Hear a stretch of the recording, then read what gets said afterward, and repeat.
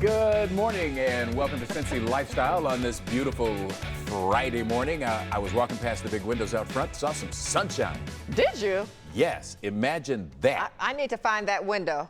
I didn't see that. I know. Hey, thank you for joining us. We know that some of you are on lockdown and staying at home, so we appreciate you sharing your morning with us. Absolutely. We're all getting through this together, and we're all gonna get through it. We are. We absolutely are. You know what? Yesterday, I was trying to support, some of the restaurants who have carry out. So I went to Subway, and I took a picture of one of the flyers, one of the signs they had. They are encouraging us to pay with a card, not cash. Yes, and I thought that was something a little different, but Yeah. I didn't have cash on me anyway, but still, right. I just thought it was great that they were encouraging the card because they don't have to touch the card. Right, exactly. So you can just pay yourself. You touch your own card, get sick off your own Right, you're card. right. Yeah. Well, they're just endless new things that we have to deal with, but we're trying to wrap a little humor around it. So, as you know, we've been looking at jokes of the day for COVID. Jason Momoa has been a theme for the last 2 days, and I thought I'd bring him up just to keep people happy. But we have another piece of video I think we have for you. It is a roll of toilet paper with the following words superimposed over it. If you need 144 rolls of toilet paper for a 14-day quarantine, you probably should have been seeing a doctor long before COVID-19. I think they got a point. I think they do too. That Absolutely. said, I went to a certain grocery store. Shelves clear. Yeah. No paper products at all. Right. I can't find them. And I'm down to my last pack of toilet paper, so. Oh my. It fortunately has 6 rolls, so I'm hoping by the end. Okay, see, just remember what that guy said. Right. Or that person said. I don't need 144. Okay, you're right. Hey, I got awakened last night or early this morning by just a real powerful, but that wind that hit, the second round of the storms that came through, and that was really pretty powerful. I went out on my deck this morning. Now, this isn't as dramatic as it could have been, but if you look around, there was a whole lot of debris, which gave testimony to just how strong and fierce those winds were, and as we may see later if we get to it, just how heavy the rains were. We have a dry run behind us that ain't dry now. It's got plenty of stuff. That cover right there over that table was actually blown off. It was actually blown off, and it's a pretty deep piece of cover. So, wow, I didn't hear any of it. Yeah. I actually sleep with earplugs. Okay. So I heard nothing. I realized there was a tornado warning at some point. So I just said a prayer and went to sleep. Right. Yeah, and I heard nothing. Okay. Well, you can. But see I can see the damage. You can see a little bit of what you missed. Yes. Yeah. Well, our home withstood it. Your home withstood it. It did. That's the history of homes around here. There are a lot of homes actually here in the tri-state. Some even dating back to before the Civil War. So today we wanted to show a gorgeous renovated house from 1890 in Dayton, Kentucky. 1890 in Dayton, Kentucky. It's called the Bricky House. Realtor Olivia Johnson gave us a tour. Take a look. Hey, this is Olivia Johnson. Today we are continuing our tour of local homes in the greater Cincinnati area. We are in Dayton, Kentucky right now at this gorgeous historic mansion built in 1890. The house is 4,000 square feet. It features 3 bedrooms, 2.5 bathrooms. It has a sprawling floor plan, and the owners actually, when they purchased the home, took down a bunch of walls to create this nice open floor plan that you see here. So the owners actually went with an unexpected color palette when doing the kitchen, which is black, and it works really well in here because as you can see, there's a lot of natural light. There's a lot of large windows, allowing a lot of great light to flow in, and they did everything custom in here. So the cabinets are all custom, and a really unique feature that they went with is concrete countertops, which are very durable and sturdy and a unique feature that you don't often see in kitchens. We're currently in Mandy's office space, which is a really gorgeous, bright, well-lit space. One of the features I really like about this room is that these floors are original to the house. So the floors that I'm standing on right now were built in 1890, which is really cool, and they've held up very nicely over the years. Another cool feature I really love about this room is that it's filled with memories. So Mandy and her husband Aaron have collected a lot of local artworks, but they also travel a lot for their jobs, so they've collected pieces from all the different cities that they've been to over the years. This is the master bedroom, which, as you can see, features some nice exposed brick, and they actually extensively redid all the hardwood on the second floor, so you'll see a nice pattern of hardwood floors throughout the whole second level. And there's also a full attached bath, which I think you're really going to like. So this bright white space is the perfect inviting bathroom. It has these gorgeous marble countertops, a honeycomb white tile pattern on the ground. As you can see, plenty of natural light flowing in, which is really nice when you're getting ready for the day. We are now in the loft living room on the second floor, and one of my favorite aspects of this house is that when Aaron and Mandy purchased it, they actually were doing some digging, doing some renovation work, and there was a drop ceiling in here, and when they removed the drop ceiling, they uncovered a gorgeous loft on the third level. So I'm gonna pull this staircase down and show you more.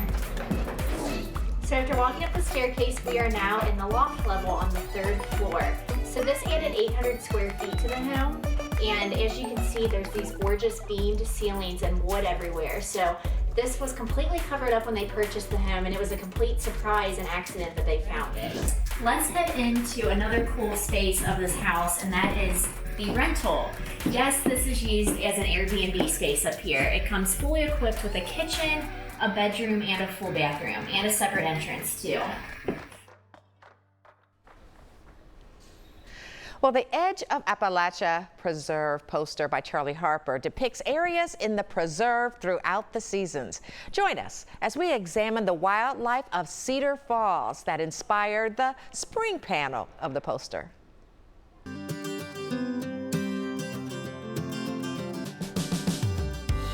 My name's Chris Beadle. I'm with the Cincinnati Museum Center, and we're here on this lovely day at the Edge of Appalachia Preserve System. We are at a place we call Cedar Falls.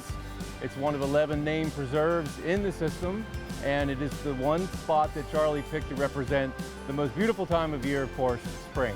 It's a lovely falls over Brassfield limestone, which is a very resistant stone, so it creates this ledge, if you will, for the water to cascade over. Charlie Harper picked the Cedar Falls area for the spring panel because in this neck of the woods, along streams, deep gorges, those are the best place for spring wildflowers. So I think that was not lost on Charlie. He loves Cedar Falls. So Charlie featured two birds on the poster. He featured a black-burnian warbler and a hooded warbler, and he's got them staring one at the other. And it's kind of our idea that that would be because the black-burnian warbler, he's just passing through, beautiful bird, but migrating his way through Cedar Falls. The hooded warbler is going to be a nester here. So maybe the hooded warbler is kind of looking to say, what's going on, man? What are you doing here?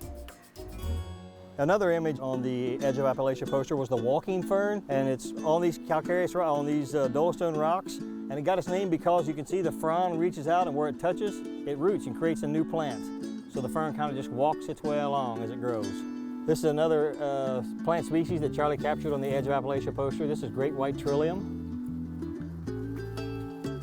Wild ginger is another plant that occurs here, and it's this little two-leaved plant right on the ground. It has this unique flower, burgundy in color, laying right on the ground, and it's pollinated by beetles.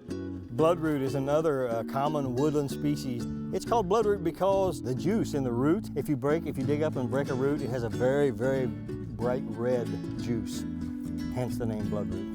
Trout lily is another plant. Has its own species of bee that pollinates it. The trout lily gets its name, I believe, because the mottled leaves, that mottled appearance on the surface of the leaves, kind of reminds you of a trout. So maybe one of the most iconic things that Charlie captured on the spring panel is the morel mushroom, and they're challenging to find, and if you do find them, you really don't want to share with folks where they are. But that species there is something that people have sought for many years and continue to. And people have sought them out as it's a delectable thing. It's something people collect to eat. You know, the eastern redbud is another species that's on the spring panel, and the redbud's an understory tree, so it's one of the smaller trees in the forest, a native thing. Very beautiful flowers, known for providing a floral display in the spring. Charlie Harper captured Cedar Falls as a part of the spring panel because the Cedar Falls area is just really unique. It's a very special place. and prior botanists and outdoor enthusiasts and conservationists all recognized Cedar Falls, this area, Cedar Falls, as being a very unusual habitat and ecology for Ohio.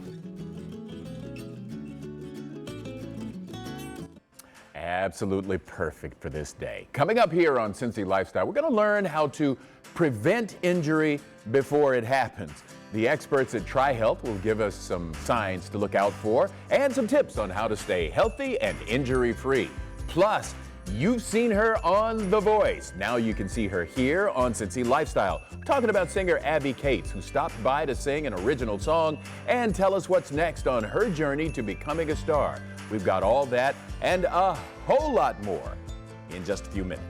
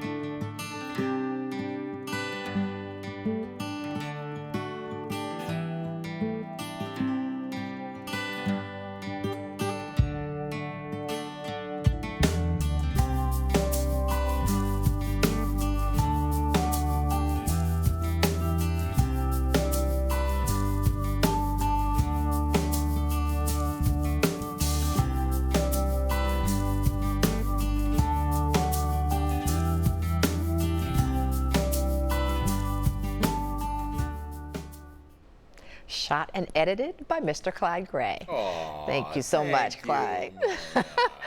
Well, whether you're training for a marathon or just running to get healthier, preventing injuries is a top priority. And today we hear tips from Dr. Daggy and athletic trainer Khari. They're going to tell us how to train properly. Okay, so sorry. They're going to tell us how to train properly so you don't end up sidelined. Plus, teach us some warning signs to be aware of before an injury occurs. Now you can take a look. I see runners making the mistake of, one, that they don't need a strength program. So, you know, people say, all I can do is run. I can run. I've never been injured before. Start slowly. You know, we see a lot of our overuse injuries by people who try and jump into things too quickly, too hard. I would definitely say training glutes, hamstrings, quadriceps, and then just the rest of the lower extremity. Because our body can adapt to increased stress of running more distances, but it takes time. In the early stages of the sport, you know, people really didn't think that runners needed to be in the weight room and things like that. Our bones have to strengthen, our bones have to remodel. We have to build up strength in our tendons and ligaments and muscles, and that takes time. And we just can't do that real quickly right away and ramp things up. We got to slowly progress through a training program to try and help build that strength up so we can be more successful. I think in runners what we've seen is the lack of hip stability, or the muscles that kind of stabilize the hip. They seem to not be as strong as they should. And then you kind of see the disruption through that chain. The advice that I give a first-time runner, if they're going to go and have fun and do a new event, would be to try and join a running club. You know, there are multiple different running clubs throughout the city of Cincinnati that help kind of take those first-time runners and get them developed on programs so that they don't do too much too quickly, and that they can have an enjoyable experience and build up the strength and stamina to the event that they want to.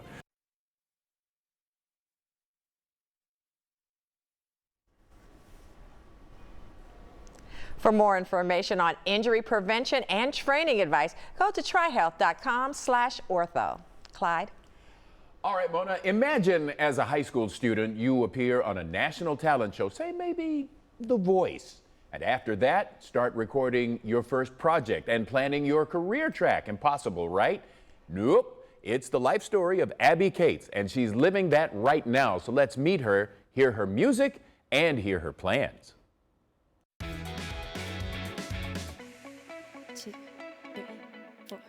Lately I've been thinking a lot about you, thinking that you might look good with me wrapped up around you. But I know you got an image. Yeah, I know you got a. So, Abby, tell me about Kiss and Tell. What is it that makes that an Abbey Cates song? Kiss and Tell is like one of my favorites because it's just flirty and fun, and you can sing it in the car with your friends, or you can sing it by yourself. I just think it's a really fun, flirty story about two people who are maybe not supposed to be together but want to, like that kind of thing. So I just think it's a really, really fun, flirty song. Speaking for the dads of America, that concerns us just a little bit. But I'm guessing we shouldn't be concerned. No.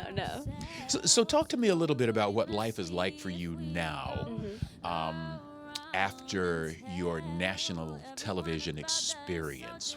Yeah. What's it like to be Abbey Cates right now? Right now, it's like being a senior in high school and trying to graduate. So, but also writing a ton. I'm writing a lot of music right now that I'm going to record soon and hopefully release really soon too. Planning shows. I have a show coming up in Dayton, May 4th. So that's going to be really fun. But it sounds like part of the aftermath, if you will, of that national televised exposure is that the demand for you has risen. It's great exposure, getting a bunch of different people from a bunch of different places, kind of hoping for me to like be on their song, or just making connections with people. It's opened the gates for so many different connections and so meeting so many different people, especially just like beyond The Voice, meeting people who know The Voice and want to connect with me there, but meeting people on The Voice too has been great because everyone is so nice and we all love each other. So they're great connections to be making. I read somewhere that 6-year-old you really wanted to do this. What was it to be a singer? Yeah. So what was it about singing that appealed to 6-year-old you, and is it still like that? I've always wanted to sing, and I think what I loved about music when I was little is that you could tell a bunch of different stories with it, because I just thought it was the coolest thing ever that I could sing a song about something that I have really no idea about, but connect to it and make everyone else love it too. So, and I think that's still the same thing with me now. Like when I write, I love to tell stories and tell different things from my perspective or from like my friend's perspective. I just think it's such a magical effect that it can have on people, and it fascinates me. I love everything about. There's really nothing else for me to be doing, I don't think. I think my purpose is to be doing music and writing and singing. It's amazing. I am fascinated by it. I love doing it, and I love writing, and I love making people feel things. I love feeling things through music. It's my favorite thing. You graduate here in the next several weeks, Yes. and then what? So after I graduate, I'm going to be going to college down in Nashville and majoring in commercial music. So I was on the fence about it. I wasn't sure if I was going to go because I wanted to kind of explore maybe touring and maybe doing a bunch of other things. But I feel like I definitely can do all that I want to do while also learning more about music and learning more about what I want to do with my life. So I think that's really cool that I'll get to be in Nashville and be gigging there and doing a bunch of stuff while also getting to learn more and get better. So my final question goes back to something we discussed earlier, the 6-year-old you versus the now 17, 18-year-old you. What would the 18-year-old you tell the 6-year-old you if you could? I think I would just say don't stop and be discouraged by anything. I think that so many times you get in your own way by if you're 13 and a girl's being mean to you about your singing voice, or if you're doing theater and you don't get a role. Like, I think you can just get so discouraged so easily. And now where I am, I would want to tell myself just not to be discouraged at all, because I know that things will probably work out. Thank you. We don't gotta kiss him. We'll be back with more Cincy Lifestyle on the other side of the break. Plus, be sure to check us out on Instagram. Yeah, we post all kinds of behind-the-scenes pictures from here on the set and while we're out in the community. So follow us on Instagram at Cincy Lifestyle.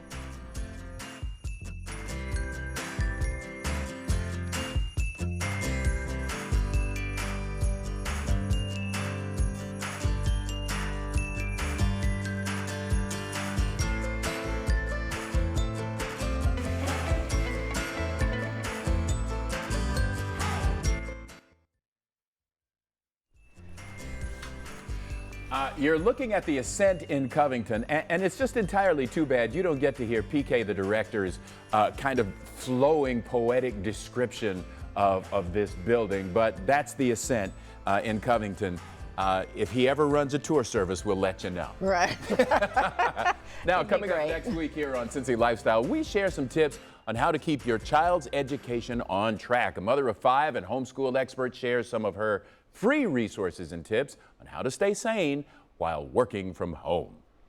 Then we'll teach you a unique style of using acrylic paint called dirty pouring. Yes, it makes almost a melting kind of look on your canvas and is all the rage right now. All that, so much more happening next week right here on Cincy Lifestyle. And then the day after that, we'll have Dirty Dancing on. Which well, is there we go. Which is, yes, which right. is the thing.